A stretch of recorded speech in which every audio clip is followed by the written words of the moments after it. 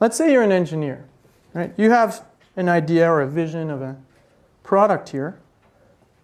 And you say, well, you know, there are a couple of more things to create a business. Oh, I need a customer, right? Oh, I need to reach the customer. Oh, I need actually activities and resources to do this. And at the end, the equation, you know, revenues are bigger than costs. So you just fill out the boxes. But I think you can go a step further. Is the second level is when, yes, you fill out the boxes, but you understand that there are connections between the different pieces. And that was the Net Espresso example you used. It's exactly what I just showed there, that they have a real story. They have a strategy between the machine and the pods to create recurring revenues at a very high margin. All the money goes into their pockets, right? And I think when you came through our class, you saw our students already starting with level 1, which is, gee, the biggest step for most entrepreneurs is just trying to figure out what were the hypotheses as a level 1 example.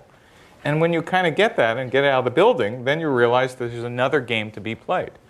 And the thing to remember for those of you doing startups or want to compete, even in an existing company, if your competitor is playing a level 1 strategy that is just simply customer product market fit, but you figured out a Net Espresso strategy where you're using other pieces of the business model canvas, you could kill them every time, even though technically they might have a better product.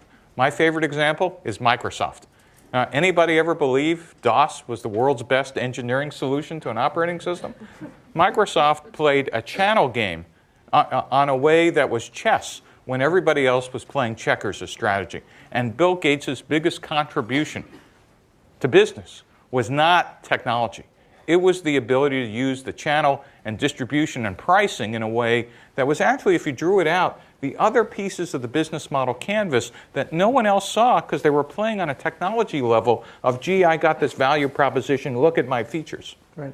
And the best way that I found to get people to develop this idea of a story and connections between the pieces was in a workshop. I was always puzzled that, you know, people were just throwing these Post-it notes on the board at the beginning. Yep. So I forced them to do something in a different way. I said, hey, the worst thing you can do when you explain your business model is put everything on the slide and show that. Why? Because that's cognitive murder. Okay? It's information overload.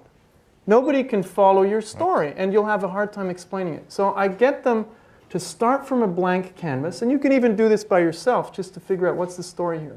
And I get them to put up one Post-it note or one building block at a time to walk the audience through the business model. So that would, you know, be something like this. Hey, I'm addressing this customer segment, and this is the job that they want to get done. Today in the market, nobody actually gets that job done. So this is what I'm offering them so they can get the job done. And you know what? They're willing to pay this much to get it done.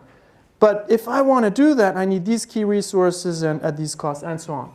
So if you're at that level, you're at level 2. You really can walk me through a strategy. That's a big difference to level 1. And is there more levels? Is this kind of like a Zen-like thing where It's not enough, right? You want another level. Okay, so every consultant needs multiple levels so you could keep coming back. Don't insult me. I'm not a consultant. I'm an entrepreneur. No, not you. I mean, people who make a living off of your work. Right, which is fun that people actually use it. So there is a level 3.